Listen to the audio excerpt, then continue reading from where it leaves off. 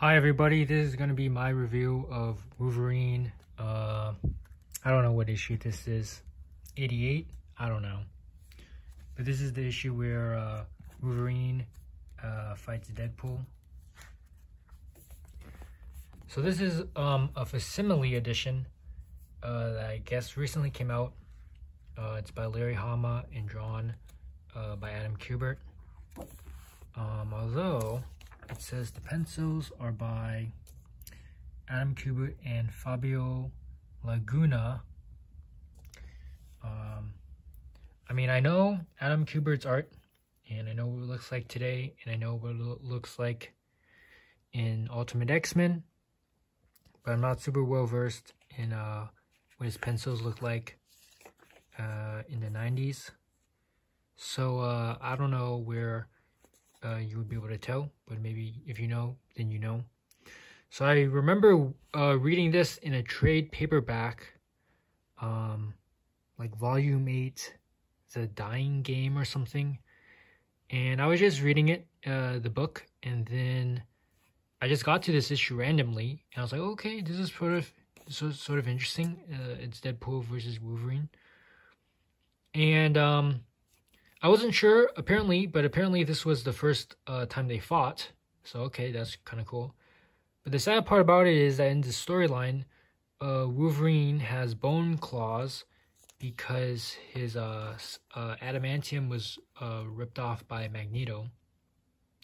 And I actually remember reading a book, and it wasn't a comic book, but it was like a book about how to make comics. And the author of that book apparently was the guy who thought of the idea, and he was just kind of like sitting around with other Marvel writers at the time, and he was just like, what if Magneto just ripped apart Wolverine's skeleton because he can control metal and stuff? And he was like, wow, why hasn't anybody done it? And apparently he said that as a joke, but then all the Marvel writers were like, whoa, that's a really great idea, we should do that, we should really do that for real. And he's like, no, but then they did it. So I picked this up, right, and you can see the double page spreads are pretty good because they're flat, so there's no gutter loss. And when I read it in the trade paperback, it was fine, but like when I got to like this page, you know, there was some gutter loss. So I mean, I had to go on the internet, and I went to the pirate sites, and I was able to see what it looked like without the gutter loss. So the good thing about this is that this is a physical copy. And it's in good condition since, you know, it's a facsimile and has no gutter loss. So you can kind of see his claws, they're like bones because they're not super metallic looking. And then here you can see it kind of matches the cover, which doesn't really happen, but I think this is the closest to maybe the cover happening inside the book. I mean, this is pretty cool how the panels are kind of curved around, so that's kind of cool. And then we cut to, I guess, Vanessa and Garrison, or is his name Kane? I don't know these characters. I don't know why Vanessa's skin is blue. I guess these two characters are Weapon X, or they escaped Weapon X or something. And I don't know why Vanessa in the movies looks like a regular human, but in the comics, she's blue. Or maybe these are just two characters, two different characters that happen to both be named Vanessa. But I thought this was sort of funny. I mean, the dialogue is a little boring, but it's interesting to see that these mutants, I'm assuming, have hobbies in San Francisco, namely theater. And then there's a little joke here where he's supposed to be reacting like it's you, but he feels a little flat. And then at the end, he's more authentic because he really sees Deadpool. And oh, good job. No, it's your ex. So then Wolverine was knocked out, but then for some reason he's trying to get up, and then he just randomly punches his face into the picture. I'm not sure what.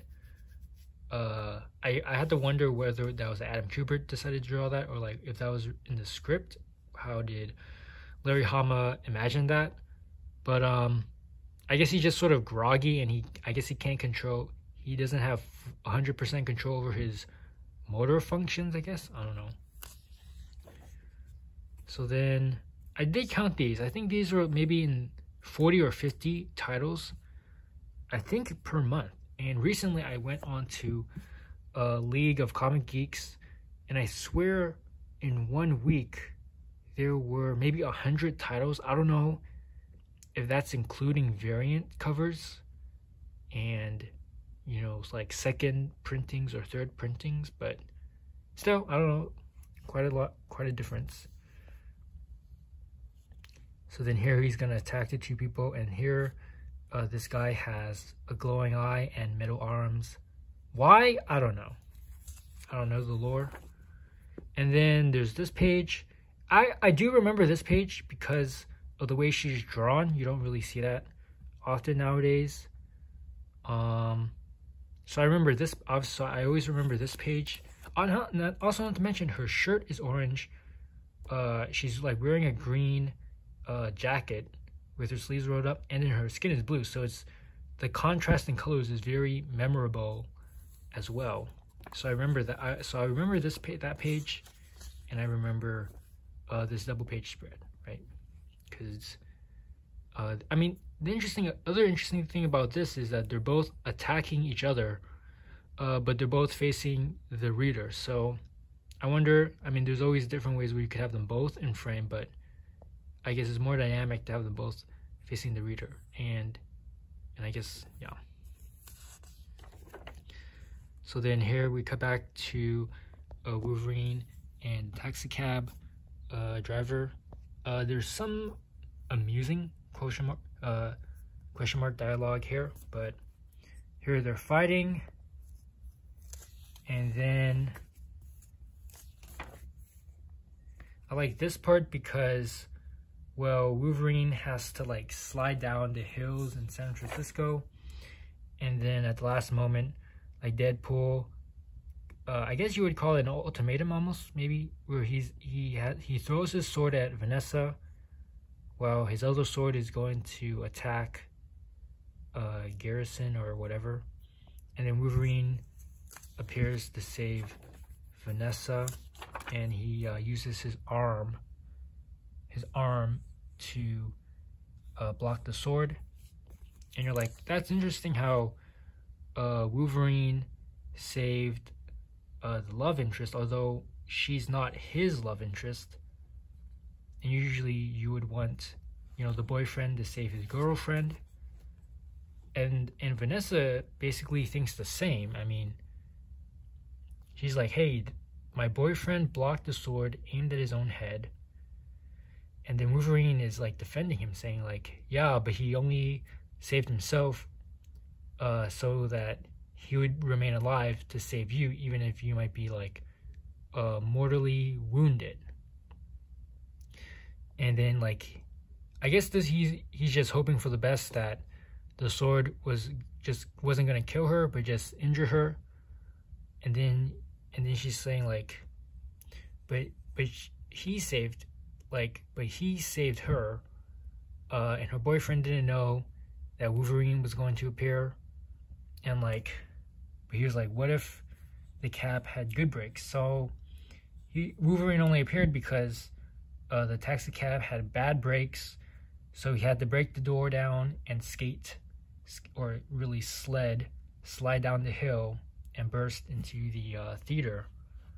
But like, I guess he's saying if he had good brakes, then maybe he would have arrived too late, or I think he might have arrived maybe sooner, and maybe that situation wouldn't even have occurred. But honestly, probably he would have.